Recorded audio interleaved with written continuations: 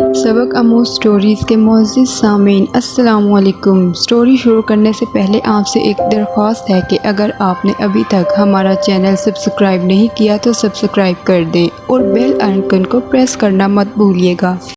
अगर आप हमारे व्हाट्सएप और फेसबुक ग्रुप में शामिल होना चाहते हैं तो हमारे चैनल को सब्सक्राइब करें। सिराज बेचैनी से अपनी हवेली में टहल रहा था, तभी सिराज के तीनों दोस्त इसके कमरे में आ गए। सिराज ने इनको देखते ही ठंडा सांस लिया। तूने कल रात कोठे में क्या कारनामे सर अंजाम दिए? दिलावर आते ही सिराज पर बरस पड़ा। तूने मीना के संग मारधाड़ की, लानत है तुझ पर। फरीद भी दिलावर के साथ बोल पड़ा। देख सिराज, हम सब समझते हैं तुझे तवाइफों से नफ़रत है, तो जब हमने मीना का सौदा किया था तुझे उसी वक्त ही मना कर देना चाहिए था। ये सब करने की क्या ज़रूरत थी यार? रशीद ने सिराज को समझाते हुए कहा। तुम सबकी नाराज़गी सर आंखों पर यारो, पर मुझे भी हक है कि मैं अपनी सफाई पेश करूं। सिराज ने इत्मीनान से कुर्सी पर बैठते हुए कहा। सिराज ने सारा वाक़या शुरू से आखिर तक सुना डाला। पहली बार मीना को देखा, इसके प्यार में पागल हो गया, और फिर असलियत ज़ाहिर होना और कल रात की झड़प। सिराज अपनी दास्तान सुनाकर खामोश हो गया। फरीद ने ठंडी सांस भरकर कहा, मैंने कहा था ना, तू बस एक बार मीना को देख, फिर मुझसे कहना। तू भी दीवाना हो गया ना, हम सभी की तरह। पड़ गया ना इसके प्यार में। और फरीद के दांत निकल गए। अरे यार, कोई इसको चुप करवाओ। मौका महल देखता नहीं, बस दांत निकाल कर हंसने लगता है। तो तू इसको नज़रअंदाज कर और मेरी बात सुन। तो सफ़ेद साड़ी वाली मीना ही है? तब तो अच्छी बात है, तुझे मेहनत नहीं करनी पड़ी। और मुझे माफ़ करना दोस्त, तेरी बातों से साफ लग रहा है तेरी ही गलती है। और ज़बरदस्ती इस बेचारी के मुंह पर तमाचा भी जड़ दिया। दिलावर ने सिराज की तरफ देखते हुए कहा। और आज से मीना हम सबकी बहन हुई, क्योंकि सिराज हमारे भाई जैसा ही तो है। हम सब की मीना पर अच्छी नज़र होनी चाहिए, ख़ास कर तू सुन ले फरीद। रशीद ने फरीद की पीठ पर दुमुक्का मारकर कहा। वो सब हटाओ, मैंने जो किया वो ठीक किया। एक मर्द कभी भी बर्दाश्त नहीं कर सकता कि इसकी मोहब्बत कोठे की जीनत बने। ऊपर से जवाब ऐसे कि मैं लाजवाब हूँ, खूबसूरत होने के साथ साथ हाजिर जवाब लड़की। सिराज ने मुस्कुरा कर कहा। तब आगे तो क्या करना चाहिए, ये बता। दिलावर ने सिराज की आंखों में देखते हुए कहा। मुझे तुम लोगों से एक बेहद ज़रूरी काम है, और उम्मीद है तुम सब मेरी मदद ज़रूर करोगे। सिराज ने फरीद का गाल ज़ोर से खींचते हुए कहा।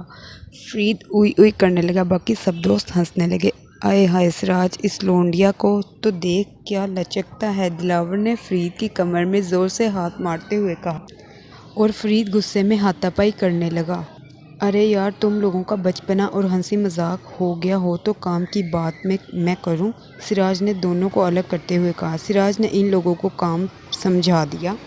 बस इतना सा काम मेरे यार, तू फिक्र ना कर, मैं 2 दिन के अंदर हम सब काम कर देंगे। रशीद ने सिराज के कंधे पर हाथ रखते हुए कहा। मुझे तुम लोगों से यही उम्मीद थी। सिराज ने फरीद की तरफ देखकर हंसते हुए कहा।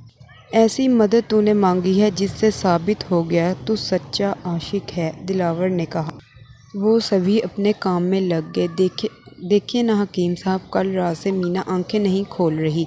मीरा बाई ने हकीम साहब की तरफ देखते हुए कहा। बच्ची बुखार में तड़प रही है, बहुत तेज़ बुखार है। पता नहीं क्या सदमा लग गया है जो इसकी ये हालत हो गई है। पता नहीं, कल रात से यही हालत है। सिर्फ कल का नाश्ता किए हुए है। चेहरा पीला पड़ गया है और जिस्म कितना लागर लग रहा है।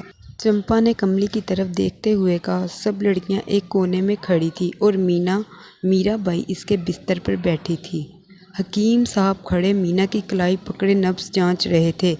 होश में, मैं कुछ दवाई देकर जा रहा हूँ, दूध में घोलकर पिला देना, और ठंडे पानी की पट्टी सर पर बदलते रहना।